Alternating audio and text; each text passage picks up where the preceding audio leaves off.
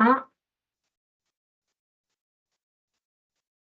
Bonjour, bienvenue à vous toutes et tous pour cette nouvelle conférence du cycle Patrimeta qui va être consacrée ce jour à un sujet particulièrement d'actualité puisqu'on a prévu d'intervenir et de présenter deux types de gestion, deux marchés actions et surtout deux lectures pour mieux décider. Alors c'est un titre un petit peu, effectivement un peu complexe, mais qui exprime un petit peu ce qu'on cherche à faire, c'est-à-dire que on va essayer de traiter aujourd'hui les marchés actions américains et européens, parce que l'environnement actuel est marqué par des mouvements rapides, parfois imprévisibles, voire même antagonistes, et qu'il est important pour vous que vous compreniez que ces marchés peuvent évoluer en fonction de signaux très très courts. Euh, Ce qui est important, c'est que dans ce contexte, bien évidemment, comprendre comment différents styles de gestion s'adaptent aujourd'hui à ce contexte, et ça devient essentiel pour vous pour accompagner vos clients. Alors, on a retenu donc un format comparatif, comme je l'expliquais en tout début, qui va mettre en regard deux types d'approches qui sont toutes très abouties, qui vont être appliquées à deux univers distincts. Une gestion américaine fondée sur une approche agile et des convictions fortes, avec un biais assumé qualité et croissance, et une gestion européenne construite sans biais de style, recourant à un modèle original d'intelligence collective. Alors, l'objectif poursuivi aujourd'hui, elle est simple. On va essayer de vous donner des clés concrètes pour comprendre ces deux lectures de marché et leur place dans vos allocations. Alors, pour animer cette session, nous avions besoin d'un conseiller funambule. Euh, Pardon pour Moi. Alors, rompu donc à cet exercice, et nous avons la chance d'accueillir Cédric Marc, qui est le gérant de Patrimonio Finance, que vous connaissez toutes et tous, qui nous fait la joie de bien vouloir mener ce débat. Et il a souhaité inviter donc deux maisons de gestion et deux représentants qui connaissent parfaitement ces marchés et qui ont une approche particulièrement spécifique. Donc nous avons Alexandre Menendez qui est CFA, qui est responsable des Client Portfolio Managers à la française. Bonjour Alexandre. Enchanté. Et à ses côtés, Pierrick Corbet, qui est aussi CFA, qui est associé fondateur de Venn Capital. Cédric, je vous passe le ballon, à vous de mener ce débat. Merci Pascal, déjà tout est dit, magnifique. Bon, en tout cas, moi je suis particulièrement content d'animer cette conférence réellement parce qu'en fait, je me pose des questions sur les thématiques géographiques au niveau des actions. Est-ce qu'il faut investir sur les actions américaines? Est-ce qu'il faut investir sur les actions européennes? Et quel style utiliser? Donc, dans le but bien évidemment de pouvoir utiliser ce qui aura été dit dans les allocations d'actifs de nos clients. Ce que je vous propose, c'est qu'on attaque sans plus tarder. Et puis, déjà, une première question. Bon, comment est-ce que vous comprenez, vous lisez les marchés américains et européens? Est-ce qu'Alexandre, vous voulez bien commencer? Oui, avec plaisir. Bonjour à toutes et à tous. Merci Cédric. Effectivement, moi je vais me focaliser surtout sur les marchés US, vous l'avez compris. Et en fait, la volatilité, elle est très accrue depuis le début de l'année, principalement du fait du conflit en cours en Iran. Vous avez vu ce matin, le baril, le Brent, a touché les $110 ce matin. En mars, il y a eu un pic du VIX avec une grosse correction des marchés actions US, avec notamment une forte rotation sectorielle. Vous avez vu, il y avait des perdants comme la banque, la conso, les logiciels, et un grand gagnant assez logique, l'énergie. Maintenant, en avril, vous avez vu qu'il y a eu un phénomène complètement inversé avec un V-shape après l'annonce du cessez-le-feu. Et là, à l'instant T, le S&P 500 est en hausse de 5% depuis le début de l'année. Et notamment un retour en force des valeurs tech US qui étaient alors vraiment sous-valorisées au niveau des price earning ratio. Maintenant, sur les fondamentaux, je parle toujours des US, des entreprises US, on voit que les publications de résultats, qui est très important et qui donne le là, il y a 80% des cas qui dépassent les estimations des analystes, et ça rassure les marchés. Au début de l'année, on avait une croissance des bénéfices 2026 en moyenne estimée à 12-13%. Là, elle est révisée plutôt à 18%, ce qui est vraiment très rassurant pour la tendance. Et puis, il ne faut pas oublier quelque part que l'économie US, qui est nette exportatrice de pétrole, elle est beaucoup moins impactée par ce conflit-là, parce que le nerf de la guerre, c'est l'accès au pétrole. Ils l'ont au-delà de l'effet de prix. Ok, bon, moi c'est bien résumé. Et puis en plus, là, on est en pleine publication de résultats qui va nous permettre d'avoir une vision un peu plus précise, effectivement, sur ces valeurs. Pierrick, qu'est-ce qu'on peut dire sur le marché européen? Oui, alors sur l'Europe, peut-être au-delà du bruit géopolitique, nous on considère qu'il y a un contexte qui est relativement porteur pour les marchés d'actions européennes. En fait, pendant plusieurs années, on a l'Europe qui a souffert d'une croissance faible, d'un manque de dynamisme. Et puis, on observe aujourd'hui des signes d'inflexion qui sont assez positifs. Et paradoxalement, il y a une partie de ce réveil qui est liée aux politiques américaines, notamment sous l'administration Trump. Ça a un peu agi comme un électrochoc en Europe. Et concrètement, ça se traduit par des investissements publics qui sont en croissance, notamment dans l'énergie, dans la transition industrielle et surtout dans la défense, avec un effort significatif de réarmement et de soutien à l'innovation dans cette industrie. Donc ça, c'est le premier point. En parallèle, en Europe, on a des valorisations qui restent assez attractives, si on les compare en l'occurrence aux États-Unis, mais on a un écart qui s'expliquait bien sûr par un différentiel de croissance. Les marchés anticipent aujourd'hui une réduction de ce différentiel de croissance et ça redonne aussi du potentiel relatif au marché européen. Et puis, dernier point, vous évoquez Cédric les styles de gestion. En Europe, on sort d'une période qui a été marquée par des rotations extrêmement violentes. On avait la croissance, le style grosse qui surperformait largement au début de la décennie 2020, dans le prolongement de la décennie 2010 en réalité, mais ça a été vraiment amplifié par la période Covid. Les choses se sont plutôt rééquilibrées en 2021 à partir du moment où les économies se sont rouvertes. Et puis depuis 2022, on a au contraire un style value qui a fortement rebondi et qui a effacé une grande partie de son retard en très peu de temps. Donc aujourd'hui, on est plutôt dans un environnement qui s'est équilibré, on va dire que la balle est au centre, et ça devrait bénéficier à des approches de gestion elles-mêmes équilibrées en termes de style. Donc en résumé, on a des planètes qui s'alignent en Europe avec des valorisations qui sont encore raisonnables, combinées à une inflexion macroéconomique qui est plus favorable. On sort progressivement d'années vraiment d'exceptionnalisme américain avec un potentiel de rattrapage ailleurs dans le monde. D'ailleurs, on observe un retour des flux en Europe qui pourrait s'inscrire dans la durée. Et puis, dernier point, ce phénomène de normalisation des styles de gestion devrait donner plus de place au stock picking après des années qui ont été dominées par des biais très marqués sur des périodes données. Bon, en tout cas, Alexandre et Pierrick, merci de ces précisions qui permettent en fait de poser la vue géopolitique et financière que vous avez actuellement, et même bien sûr macroéconomique. Un mot sur vos philosophies de gestion, sur votre ADN, et qu'est-ce qui rend particulièrement unique votre gestion? Est-ce que, Pierrick, on continue là-dessus, et après Alexandre, si vous voulez bien? Oui, avec plaisir. Alors, chez Event Capital, notre philosophie de gestion, elle repose sur une idée assez simple. Aucun gérant… Je prends des notes, je prends des notes, attention. Ouais, en fait, on pense que finalement, aucun gérant ou même équipe de gestion, finalement, aussi talentueux soit-il, ne détienne seul la vérité. En fait, chaque équipe de gestion, elle va être exposée à des biais. Alors, on évoquait les biais de style à l'instant, mais plus pernicieux, il y a aussi les biais comportementaux. Par exemple, l'excès de confiance, le biais d'ancrage, le biais de confirmation, cette tendance qu'on a à aller chercher des éléments qui vont corroborer notre point de vue et inversement à occulter les éléments qui ne vont pas dans notre sens. Et donc, l'ensemble de ces biais, ça peut impacter assez négativement la décision d'investissement. Donc, c'est de ce constat qu'est née notre approche, qui est aujourd'hui unique en Europe.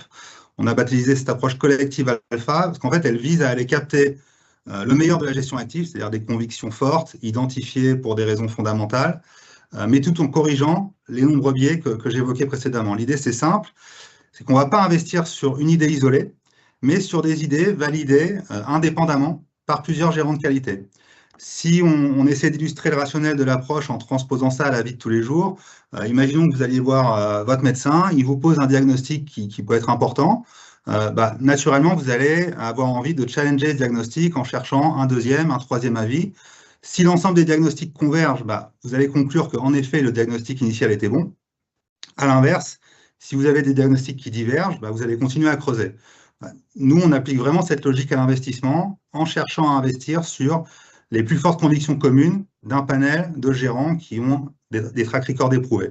Donc concrètement, on sélectionne plusieurs dizaines de gérants fondamentaux, indépendants, complémentaires en termes de style. Ensuite, on analyse trimestriellement leur portefeuille, notamment via les publications réglementaires.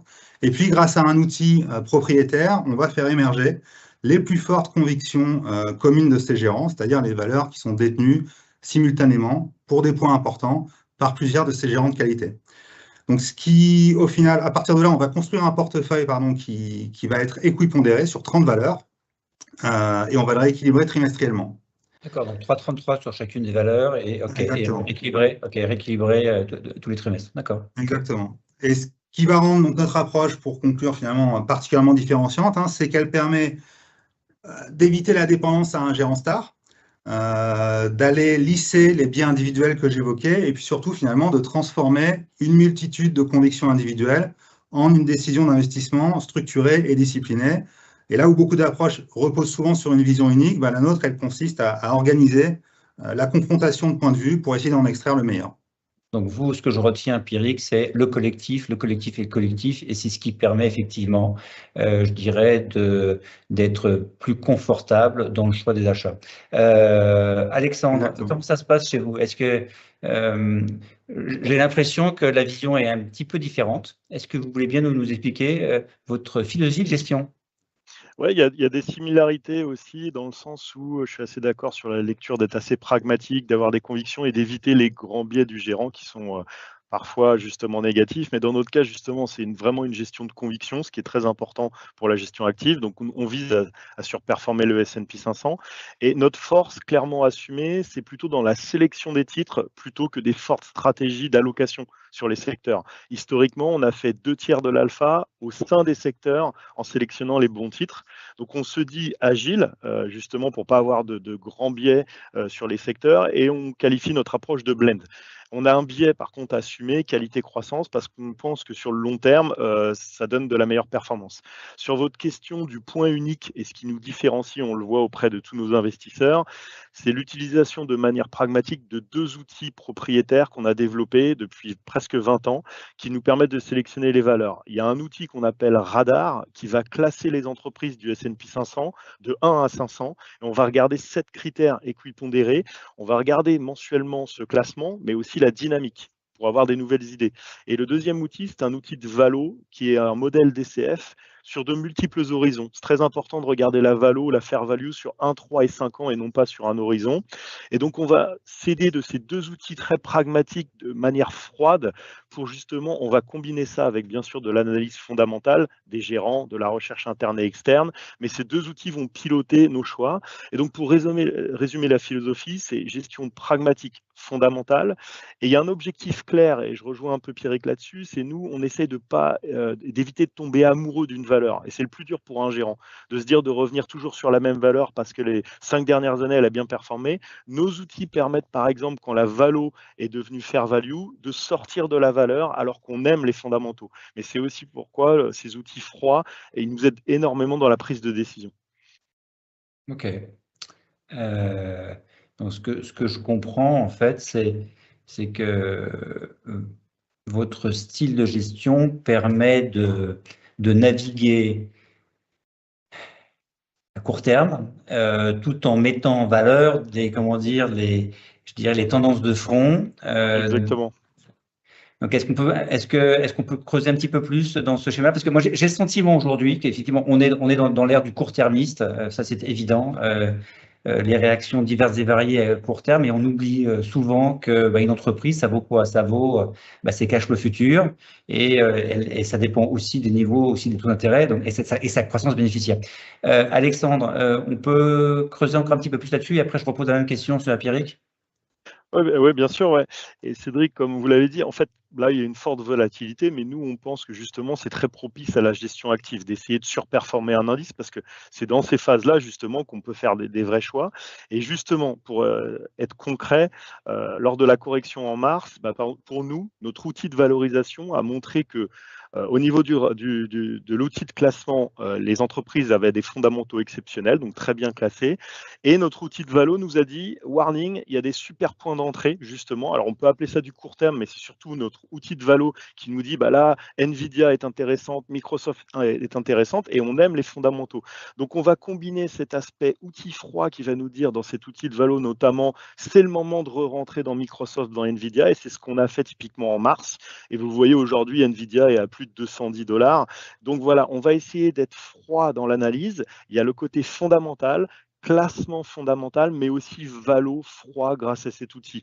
Donc, on n'est pas court-termiste clairement, on joue sur les fondamentaux, sur le long terme, mais lorsque notre outil nous dit c'est le moment de rentrer, on peut appeler ça du tactique ou pas, mais les points d'entrée sont là. Donc c'est ça, c'est cette combinaison entre fondamentaux, notre outil froid et notre outil de valo où on le suit vraiment assez clairement. Votre message, je l'entends bien, je comprends bien ce que vous dites, y compris sur votre message sur la tech il y a un mois de ça, bien évidemment. Pierrick, qu'est-ce qu'on peut dire chez Venn par rapport à ça? Alors, on est d'accord sur le diagnostic de l'environnement. C'est vrai qu'aujourd'hui, les marchés ils sont devenus très réactifs, souvent dominés par des flux de court terme, par des réactions quasi instantanées à l'actualité. Pour autant, on trouve qu'il faut quand même garder en tête un point important, c'est que la volatilité de long terme des marchés actions, elle n'a pas fondamentalement changé. Il y a des pics de volatilité qui sont de plus en plus fréquents et intenses à court terme, mais globalement, la volatilité moyenne de long terme des marchés actions, elle est toujours d'environ 15% par an. Donc, il n'y a pas de vérité, mais dans ce contexte, c'est vrai que l'erreur, ça peut souvent être de surréagir en laissant nos émotions guider les décisions d'investissement. Et dans un environnement qui est très volatile, soit on fait du trading ultra court terme, soit à l'inverse, il faut plus que jamais adopter une vision long terme de l'investissement. Et donc, vous l'aurez compris, nous, c'est clairement dans ce deuxième camp qu'on se situe. Alors, notre approche, elle apporte, on va dire, un cadre robuste pour naviguer dans cet environnement, parce que premièrement, on est toujours investi en permanence à 100%. Donc, ça évite la tentation du market timing et notamment le risque de sortir au pire moment. On l'a vu ces dernières années, on a des marchés qui peuvent évoluer en coup d'accordéon avec des baisses rapides, mais suivies de rebonds tout aussi rapides. Et donc, le risque, dans ce cas-là, c'est que on va dire l'effet de l'aversion aux pertes, l'investisseur soit tenté de se couper, souvent au pire moment, et puis rate le rebond derrière. Donc ça, c'est le premier cas, en fait, c'est la tentation du market timing, en fait. Ça, c'est moche, Il faut résister, il faut garder la pause. C'est ça, et en fait, on va plutôt avoir tendance à se couper dans la baisse que dans la hausse, naturellement. Donc, deuxièmement, on a un processus qui est complètement discipliné, encadré en amont. Donc, les décisions, elles sont pas prises à chaud. Et ça permet de neutraliser, encore une fois, les biais comportementaux que j'évoquais dans les phases de stress.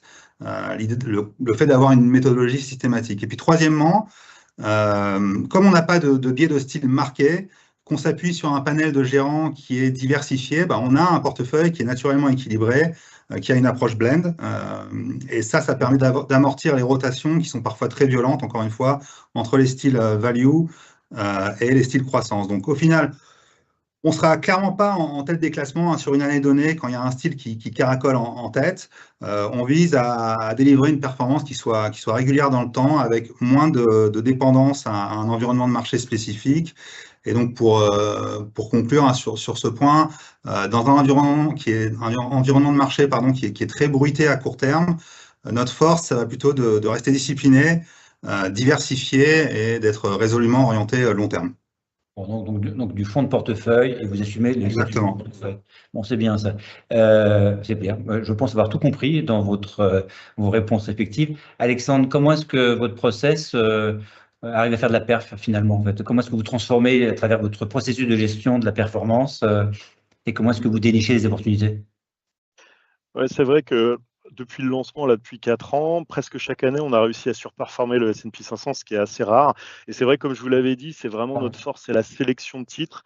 et de garder toujours ce biais qualité-croissance parce qu'on y croit sur le très long terme sur ces entreprises qui finalement sont rentables, de visibilité. Voilà, on n'investit pas sur du potentiel de croissance, mais sur des choix assumés de long terme. Nous, aujourd'hui, par exemple, il y a 2 poches d'opportunités dans les stratégies actives qu'on a. Le thème qu'on aime bien, c'est lié au data center et aux utilities et notamment aux besoins, vous savez, d'électrification. Donc, Bien sur le sûr. marché US, typiquement, il y a un acteur qui fait 140 milliards de market cap, qui est un gros acteur, c'est Eaton, qu'on a en portefeuille, qu'on aime beaucoup et qui performe presque de 30% cette année. Et malgré la performance, on pense que ça va continuer. L'équivalent en Europe, ça serait un Schneider Electric, on va dire. Et Ok. la deuxième chose qu'on aime beaucoup et qu'on a rajouté en mars dans la faiblesse grâce à notre outil de Valo qui nous a dit c'est le moment de revenir, c'est les valeurs tech qu'on appelle de qualité. Donc typiquement Microsoft qui est toujours à moins 12% depuis le début de l'année. Nous, on en a presque 7% dans le portefeuille. C'est un gros poids dans l'indice, mais on en a en surpondération de presque 2%. Elle a été questionnée autour de l'impact un peu du software, alors qu'elle, justement, elle est très forte dans le cloud avec un business model éprouvé, intégré, diversifié et puis des résultats excellents et une visibilité parfaite. Donc vraiment une tech de qualité. Donc typiquement, voilà les 2 thèmes identifiés aujourd'hui qu'on met en avant, c'est le côté data center via les utilities et le côté tech de qualité qu'on aime et surtout qu'il y a eu, alors il y a eu un fort dérating en mars, mais nous on pense que ça vaut toujours le coup d'être dans ces entreprises type Microsoft ou Amazon par exemple. C'est vrai que Microsoft, en mars, on était à moins 30, je crois. Donc, il y a eu un beau rebond, un bon parcours. Ouais. Exact. Message, Alexandre, reçu. Pierrick, qu'est-ce qu'on peut dire chez vous, chez Venn Capital? Ouais, alors, bon, vous l'avez compris, hein, notre manière d'identifier les opportunités, c'est directement lié à notre philosophie, c'est-à-dire qu'on ne cherche pas à faire des paris de court terme, mais plutôt à faire émerger les convictions robustes partagées au sein de notre univers de gérants. Je l'évoquais tout à l'heure, hein, depuis le lancement du fonds fin 2019, on a un marché européen qui a connu des phases de rotation de style très marquées. Nous, on estime aujourd'hui que les grands équilibres de style, ils se sont normalisés. Donc, voilà, la balle est revenue au centre et ça rend les paris directionnels beaucoup moins évidents qu'au cours des dernières années. Alors, en revanche, là où nous voyons une opportunité plus claire, et je rejoins Alexandre, c'est sur le facteur qualité. Alors, il l'évoquait sur la partie technologie US, moi je le vois plus globalement sur l'Europe, hein. De quoi on parle déjà quand on parle de qualité? On parle d'entreprises qui combinent plusieurs caractéristiques clés, c'est-à-dire une rentabilité élevée, une bonne visibilité sur les résultats, c'est-à-dire une capacité à avoir une récurrence sur les résultats, et des bilans solides. Donc, autrement dit, des sociétés qui sont capables de créer de la valeur de manière durable tout au long du cycle. Okay, Historiquement, ce type de société, hein, ça génère une surperformance assez régulière sur longue période. Si je prends l'exemple européen, qu'on prend l'indice MSCI Europe Quality et qu'on le compare à l'univers complet, c'est-à-dire le MSCI Europe, depuis les années 90, on a une surperformance annuelle de l'ordre de 2% par an. Et ce qui est intéressant aujourd'hui, c'est qu'on a une sous-performance relative qui est massive du facteur qualité sur les 18 à 24 derniers mois. Ça a vraiment atteint une ampleur qui est statistiquement exceptionnelle. On est en dehors de toute norme historique. Donc, dans ce contexte, on pense que ça crée un point d'entrée qui est très intéressant pour venir se réexposer progressivement à ces valeurs de qualité qui restent, selon nous, un moteur central de performance à long terme. En fait, ce qui est intéressant en vous écoutant, c'est que j'ai l'impression, enfin, c'est le message que vous faites passer, que vous êtes parfaitement adapté à vos styles de gestion par rapport à vos zones géographiques. C'est rassurant pour construire nos allocations d'actifs au sein de nos portefeuilles. La question qui fâche, comment est-ce que vous gérez les risques dans votre univers sur les titres? C'est un sujet. Ouais. Donc, allez, Alexandre, US, Oui, bien sûr. Ouais. Donc, effectivement, comme je l'ai dit, nous, c'est une gestion de conviction, mais tout est calibré et mesuré. On peut avoir en tête une tracking error historique autour des 5%, ce qui nous permet largement de pouvoir surperformer en net de frais de gestion l'indice chaque année. Alors, comme vous l'avez compris, notre approche sectorielle active, elle est plus mesurée parce qu'on va mettre l'accent sur plutôt le ligne à ligne. Donc, on peut avoir en tête des plus ou moins 10% de poids sur les secteurs, alors que sur une valeur, on va pouvoir atteindre plus ou moins 3% à peu près. Donc, c'est des paris marqués plutôt sur les valeurs que sur les secteurs. On va avoir une gestion de conviction avec environ 50 valeurs Et on va viser une surperformance à l'indice net de frais, mais aussi avec une volatilité absolument moindre. Et c'est ce qu'on a réussi à avoir au cours des années, grâce notamment à la qualité des gérants, mais aussi au biais qualité qu'a mentionné Pierrick, qui fait qu'on a, voilà, par exemple, Valmart, qui est une valeur qui performe extrêmement bien, mais la volatilité est très faible. Donc là, c'est le monde idéal, et c'est une valeur qu'on aime bien. Il faut noter un point différenciant depuis le lancement de l'expertise sur les US, c'est que la surperformance contre l'indice a été générée surtout en dehors des stratégies sur la tech. Donc on a réussi à générer de la performance sur des valeurs comme la conso, les pharma, les utilities. Donc ce n'est pas qu'un fonds de tech en pari actif, c'est aussi un fonds où on va chercher de la valeur dans plein de secteurs. Donc c'est voilà, sélection des valeurs au sein des secteurs, mais pas que tech. Voilà. On est d'accord, Alexandre, que vous investissez quasiment que dans des très grosses caps. Oui, oui, carrément. Oui, oui. On a la possibilité de mettre dans des small et mid cap, mais dans un marché US, de toute façon, même les small caps sont des large caps équivalents. Donc oui, nous, notre conviction, c'est vraiment sur les large caps ultra liquides. Ok. Merci de cette précision. Pierrick, qu'est-ce qu'on peut dire chez vous, chez Venn Capital? Alors, je ne l'ai pas précisé, mais donc le fonds dont on parle aujourd'hui, hein, c'est également un fonds de large cap, donc très liquide. Okay. Si on parle de la gestion du risque, nous, on a une approche de la gestion du risque qui est finalement très structurelle. Elle est intégrée en fait en amont dès la construction du portefeuille. Il y a 3 niveaux, hein. Le premier niveau, ça va être la réduction du risque d'erreur individuelle que j'évoquais, hein. C'est un peu le cœur de notre approche via ce concept d'intelligence collective. En investissement uniquement sur des convictions partagées par plusieurs très bons gérants, on limite le risque qui est lié à la subjectivité d'une décision individuelle. Le deuxième niveau, c'est vraiment, encore une fois, cette mécanique de construction de portefeuille discipliné. La stratégie, elle est construite sur 30 titres équipondérés, donc environ, vous le disiez Cédric, 3,3% par ligne lors de chaque rebalancement trimestriel. Donc c'est un portefeuille de conviction assumé, mais mesuré, sans concentration excessive. Et cette discipline, ça permet de corriger un certain nombre de biais présents chez les gérants, hein. Cédric l'évoquait. C'est vrai qu'un investisseur, il va avoir tendance à tomber amoureux des valeurs sur lesquelles il a un parcours de performance très favorable, avec le risque de subir un retournement brutal, comme on a pu le voir sur beaucoup de dossiers en fait, ces dernières années. En fait, d'être rééquilibré tous les 3 mois, ça permet de lisser ce risque. C'est le 3e niveau. On a un mécanisme de rebalancement trimestriel qui est très vertueux. Sur les titres qui ont bien performé, on a des prises de profit qui sont naturelles, qui sont régulières, tout en conservant l'exposition si la conviction collective reste forte. Et puis inversement, les titres qui affichent des contre-performances, là aussi on va avoir une vraie discipline, c'est-à-dire que la position elle est maintenue, voire renforcée, que si plusieurs gérants continuent de la soutenir. Donc ça permet d'éviter un autre biais qui peut coûter encore plus cher, c'est le cas où le gérant il fait plus vraiment la distinction qui est assez fine entre la conviction et l'entêtement, et il va rester trop longtemps exposé sur une valeur qui s'avère être une value trap in fine. Donc au final, notre gestion du risque, elle repose moins sur des arbitrages tactiques que sur la robustesse du cadre qu'on a posé en amont via cette gestion systématique.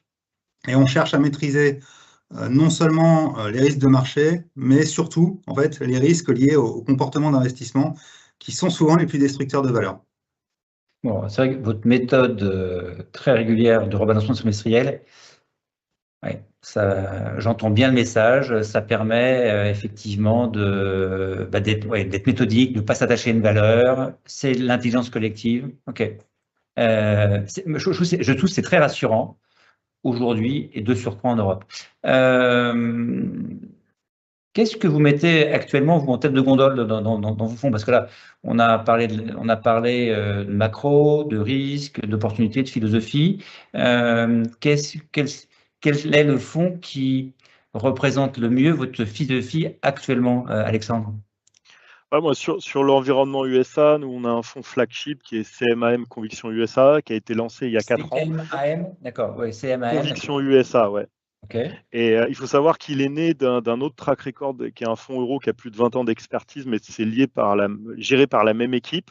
Et le fonds USA, au bout de 4 ans, il fait déjà 1 milliard d'euros d'encours, sachant que l'année dernière, il était à 500 millions. Donc, il y a un fort intérêt des investisseurs, notamment sur le fait qu'on essaie de démontrer que c'est faisable de surperformer un indice comme le S&P 500 net de frais, justement par rapport à une gestion plus passive d'ETF. Et donc, ce fonds, Conviction USA, il est 5 étoiles étoiles Morningstar avec une meilleure performance que l'indice net de frais et moins de volatilité.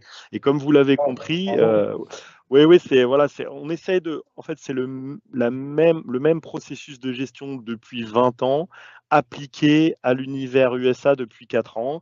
Et voilà, on essaie de prouver que c'est faisable de faire de la gestion active de conviction, justement en essayant de prendre des décisions assez froides, et je rejoins Pierrick là-dessus, justement d'éviter les value traps, d'éviter de tomber amoureux d'une valeur.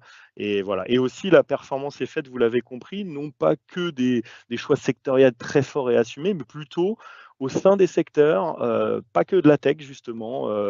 Ça peut être la pharmacie, ça peut être les utilities, ça peut être l'industrie. Donc voilà, c'est très différenciant. Et pour être honnête, ça attire des CGP, mais aussi des institutionnels, des banques centrales. Ce fonds fait déjà 1 milliard au bout de 4 ans.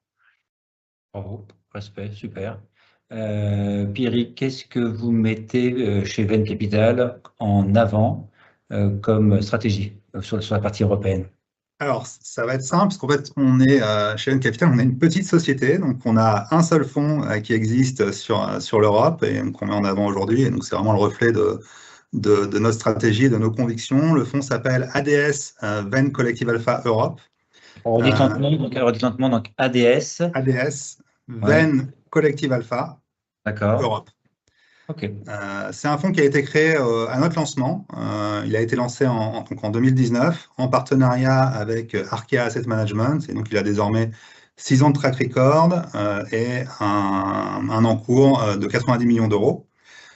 C'est un fonds action européenne donc, qui applique la stratégie que j'évoquais aujourd'hui, qui est le modèle global finalement de tous nos fonds, c'est-à-dire investir sur 30 valeurs équipondérées qui reflètent les plus fortes convictions communes d'un panel de gérants d'exception afin de neutraliser les biais de style et les biais comportementaux. Le fonds, aujourd'hui, en termes de référencement peut-être, il est disponible chez les assureurs AEP, AG2R La Mondiale, AXA, Cardiff, Generali, Intensial, Neuflize, Oradea, Spirica, Suravenir et Swiss Life. Et il est éligible au PEA. Ok, oui, d'accord, il est éligible au PEA. Ouais. Donc, ça c'est une bonne nouvelle, ça, parce que c'est vrai que moi, je me rends compte, et j'imagine que mes confrères, c'est pareil, l'univers d'investissement des PEA sur des fonds, il n'est pas extraordinairement important. Et je trouve que c'est assez rassurant d'avoir dans les PEA de nos clients des fonds de portefeuille qui font le job. Ok, donc PEA, donc c'est bon, c'est clair.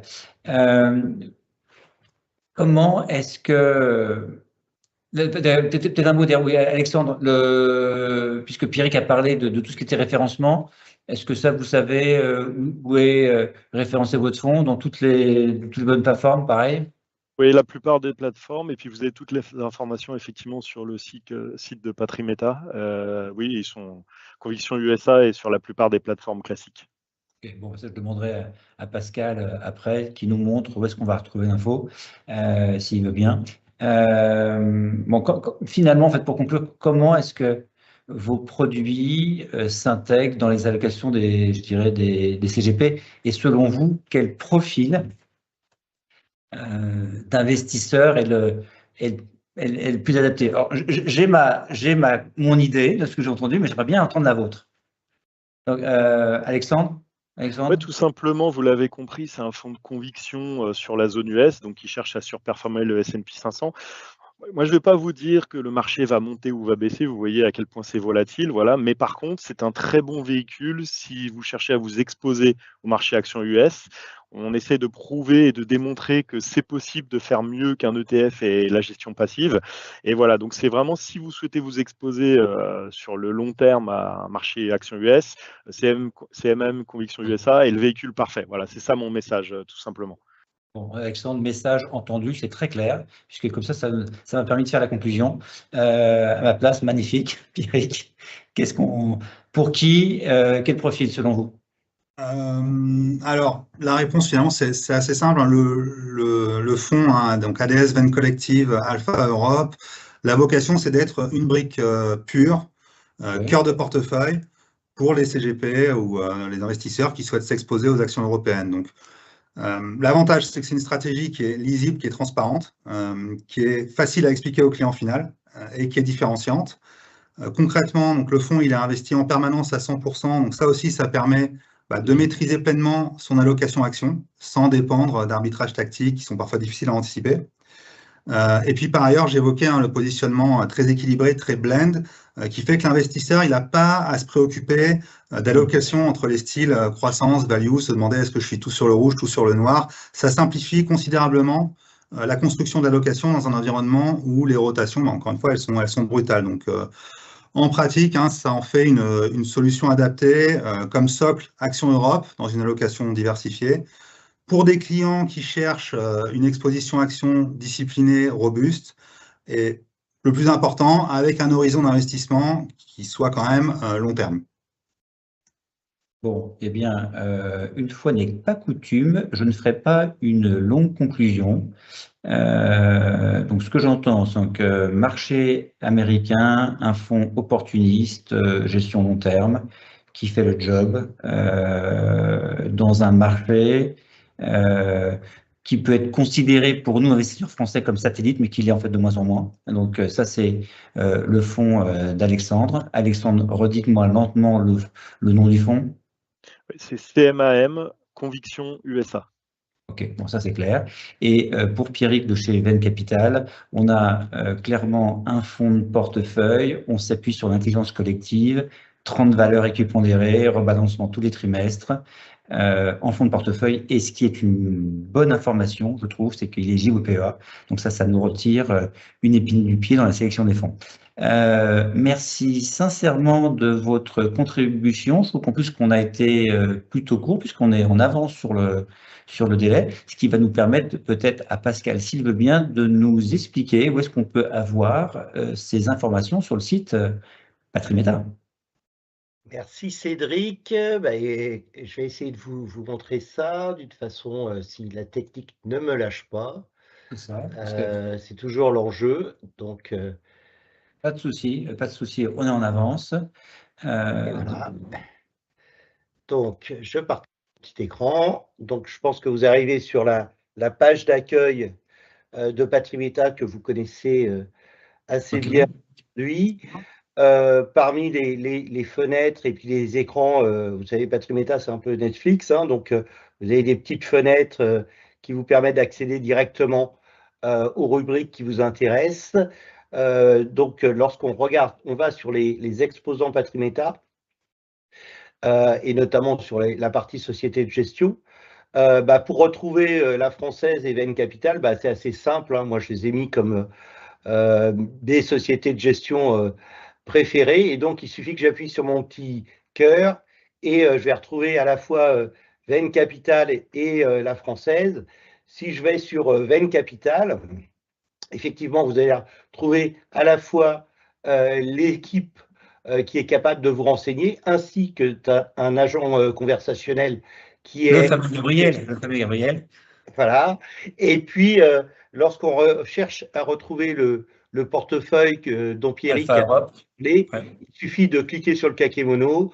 Vous allez retrouver Venn Collective Alpha Europe et une petite vision sur ce que fait et les objectifs poursuivis par le fonds. Et comme l'évoquait tout à l'heure Pierrick, c'est un fonds qui est effectivement éligible au PEA et on va retrouver toutes les éligibilités qui sont sur le fonds. D'accord, donc on appuie sur le lien, ça nous permet d'avoir le reporting, etc.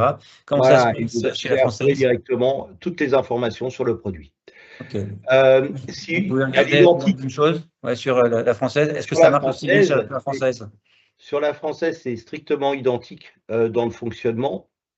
Alors, parce que si ça ne marche pas, je sais que Roland Gobert, il va nous le dire.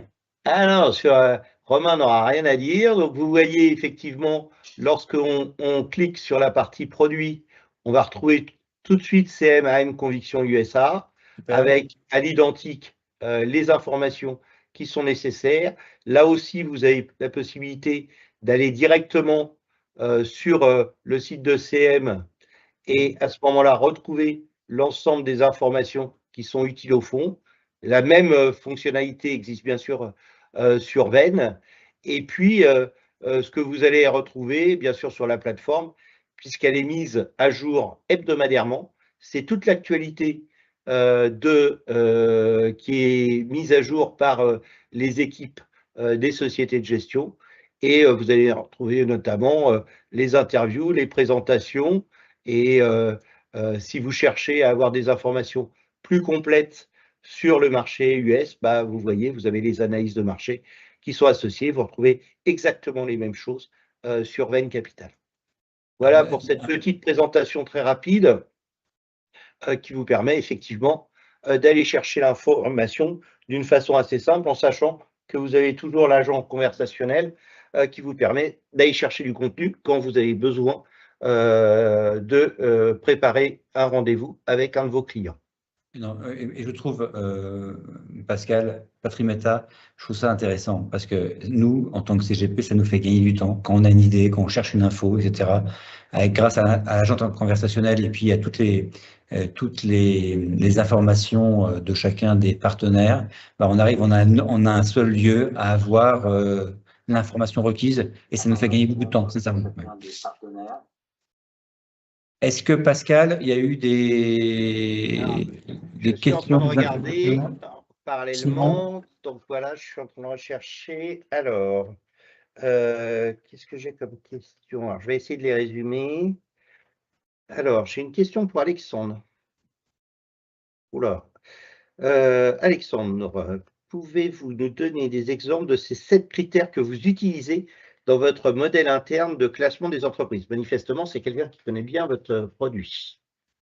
Peut-être, effectivement, oui, j'en ai parlé très brièvement de ces 2 outils, dont je pense là, c'est sur l'outil Radar qui classe les entreprises. Effectivement, ce qu'on va faire, nous, c'est de la donnée purement Bloomberg, fondamentale. Ça va être mis à jour sur une base mensuelle. Et les 7 critères équipondérés qui sont sur les fondamentaux et pas du tout sur la valo, puisque c'est le 2e outil, ça va être typiquement, je peux te citer quelques exemples, même si on ne va pas tous les citer, parce qu'on garde un peu quand même ce secret. Il y a par exemple la croissance des bénéfices par action sur toutes les entreprises, par exemple la qualité opérationnelle, on va regarder le return on equity. Il y a aussi un indicateur qui est intéressant, c'est la révision des bénéfices par action du consensus des analystes, à savoir s'ils révisent à la hausse ou à la baisse un ratio, ou typiquement la croissance de l'EBIT. Donc voilà, ça va être des critères purement fondamentaux via Bloomberg, mis à jour mensuellement, et encore, vous l'avez compris, qu'on va regarder le classement de ces entreprises, mais aussi la dynamique sur une base mensuelle pour voir s'il y a des nouvelles idées à creuser au niveau des fondamentaux. Merci Alexandre. Alors j'ai une question aussi pour Pierrick. Alors manifestement, votre modèle étonne, et en tout cas, les gens sont assez surpris de voir ce type de modèle. Et il y a un conseiller qui souhaiterait savoir pourquoi, selon vous, il n'existe que peu de fonds qui sont gérés selon cette méthodologie que vous appelez d'intelligence collective. Ah bah c'est une excellente question. Je pense qu'il y a deux éléments de réponse. Premier élément, c'est qu'il y a une barrière technique déjà qui n'est pas insurmontable, mais qui existe. C'est-à-dire qu'il faut, pour aller capter les plus fortes convictions communes, il faut avoir accès à des données fiables, des données homogènes. Il faut avoir une capacité à agréger ces données et puis surtout à les analyser pour les exploiter finalement, quoi. Donc, c'est pas forcément trivial à mettre en place. Mais au-delà de l'aspect technique, je pense qu'il y a surtout une barrière culturelle. C'est-à-dire que dans notre industrie, dans les métiers de la gestion, ça favorise quand même d'une certaine manière une forme de culture de l'ego. Il faut croire en ses idées pour investir, il faut les défendre. Parfois, il faut accepter d'être à contre-courant face au marché. Et c'est aussi d'ailleurs ce qui fait la richesse de la gestion active. Mais ça peut avoir une contrepartie, c'est qu'on a beaucoup de modèles, beaucoup de gestion qui restent construits autour de la figure du gérant star avec des décisions très individualisées. Donc notre approche, comme je l'évoquais, elle est différente, c'est-à-dire que ça repose finalement sur une forme d'humilité, en reconnaissant que même les meilleurs gérants peuvent se tromper et que la confrontation des points de vue permet d'aboutir à des décisions qui sont plus robustes. Et donc, comme on est dans un environnement un peu centré sur l'individu, accepter que l'intelligence collective, que ce concept puisse pallier à certains écueils et à apporter avantage de robustesse, c'est peut-être pas forcément intuitif ou naturel. Bon, moi, j'aime bien ce message. Ouais, j'aime bien ce message, ouais, c'est clair. J'ai encore un peu de temps. J'ai une question sur la tech et notamment sur sa valorisation. Peut-être qu'Alexandre, même si je sais que Pierrick aussi a une opinion sur le sujet, Alexandre, comme vous connaissez bien le marché US, mais Pierrick le connaît aussi bien, vous pouvez essayer de nous donner votre point de vue sur la tech US. Oui, bien sûr, ouais. Alors, ce qui est intéressant, c'est qu'on a vu en mars, il y a eu une très forte correction, notamment de la tech US, et après, je laisserai bien sûr Pierrick répondre sur plus peut-être l'aspect européen, notamment du fait, surtout, vous savez, des questionnements sur le software et un peu ce game changer sur certaines entreprises qui peuvent être impactées. Maintenant, ce qui était très intéressant, c'est qu'il y a le côté price to earning ratio, le prix était en baisse, alors que les earnings, ils sont toujours très solides, révisés à la hausse, donc il y avait vraiment ces multiples qui étaient à des plus bas historiques de presque 10 ans. Et on voit toujours certaines entreprises, alors je mets de côté le software où nous, on n'est pas forcément positif et on n'est pas dedans, justement, ce qui tombe bien et on n'est toujours pas forcément positif. Et bien, il y a certaines valeurs, comme je l'évoquais tout à l'heure, comme, alors je prends l'univers US, mais Microsoft, qui est toujours à moins 13%, alors que c'est une tech de qualité avec des earnings exceptionnels, un modèle que tout le monde connaît et qui bénéficie aussi de l'intégration parfois de modèles plus cheap, on va dire, sur les natural language, par exemple. Et donc, globalement, la tech US qui était extrêmement sous-valorisée, ce qui nous a montré justement nos outils internes au mois de mars, bah, nous, on est toujours confiants là-dessus. Les CAPEX sont toujours assez exceptionnels. Il y a une croissance, il y a une volonté aussi, vous le voyez, des gouvernements de développer la technologie. Donc, clairement, pour nous, il y a, oui, des tech, des AI winners et losers. Il faut savoir identifier les sous-tendances de marché qui sont porteurs. On met un peu de côté les softwares, mais par contre, les hyperscalers, ce qu'on appelle ça, comme Microsoft ou Amazon, bah, nous, on est plutôt confiants et positifs à moyen long terme. Et on voit que je regardais une statistique qui montrait que justement les Magnificent Seven, en termes de capitalisation boursière, ça fait autant que tous les indices européens et UK rassemblés. Donc ça continue de prendre un poids énorme et de performer pas mal. Merci Alexandre. Eric, vous vouliez rajouter un petit point sur la tech ou... Je sais pas si, mais est-ce que Pierrick il parle de valeur? Oui. Je parle pas de... Non, alors on parle rarement de valeur précisément, parce qu'encore une fois, le modèle est systématique, et donc voilà, une valeur peut sortir, donc je voudrais pas être amené à en pousser une précisément, mais bon, on a quand même des idées sur un certain nombre de sujets, et en l'occurrence sur cela, je pense qu'il y a beaucoup de choses à dire. Si on fait l'analogie avec la tech européenne, c'est vrai que c'est un secteur qui avait quand même pas mal souffert dernièrement, notamment si on le met, si on fait le pendant avec les États-Unis. Et ça rejoint un peu ce que j'évoquais sur la qualité. En fait, il y a beaucoup de valeurs technologiques européennes qui sont classées qualité et sur lesquelles on pense qu'il y a des opportunités aujourd'hui post sous-performance récente. Mais peut-être plus globalement, ce qui nous étonne, on va dire, dans les tendances de marché récentes, c'est que on ne peut pas ne pas parler d'intelligence artificielle qui est sur toutes les lèvres. L'année dernière, c'est plutôt, on va dire, la tendance, c'était plutôt de se dire quels sont les grands bénéficiaires de l'intelligence artificielle, et c'était quelques dossiers, en fait, c'était très ciblé. En 2026, c'est l'inverse. En 2026, on est passé dans un mode où l'IA va entraîner une disruption généralisée. Alors, Alexandre parlait du secteur des softwares, mais en fait, on voit que ça a aussi touché le secteur des éditeurs, des propriétaires de données, le secteur de la finance, de l'assurance, même parfois le secteur de la logistique. Et on pense qu'il y a certainement un peu d'excès aussi dans ces tendances-là.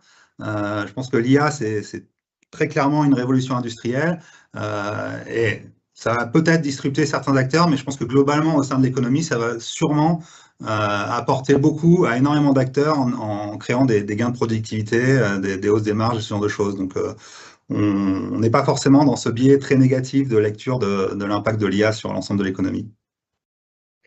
Merci beaucoup, Pierrick. Il me reste à vous remercier.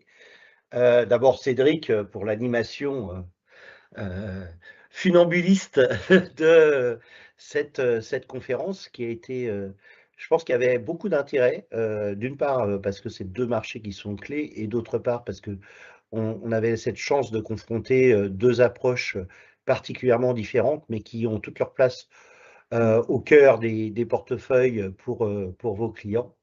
Et puis, merci à Pierrick, donc, pour Venn Capital et Alexandre pour la française. Et je laisse le mot de la fin à Cédric. Bon, eh bien, messieurs, j'ai trouvé ça rassurant, vous voyez. En fait, je trouve que au bout de 40 minutes, je suis apaisé et beaucoup plus serein. Je vais avoir des éléments à partager avec les clients et j'espère qu'auprès des autres CGP, ça va être comme ça. Votre discours a été très clair et en un mot, apaisant. Apaisant. Merci, merci messieurs. Merci. Et portez-vous bien. Et Pascal, merci d'avoir d'être à l'initiative de cette conférence sur un sujet de ce type d'actualité en plus. Voilà. Merci messieurs, à bientôt. Au revoir. Et retrouvons-nous tous sur Patrimeta pour aller chercher les informations dont nous avons besoin pour nos clients. Merci à vous. Merci, messieurs.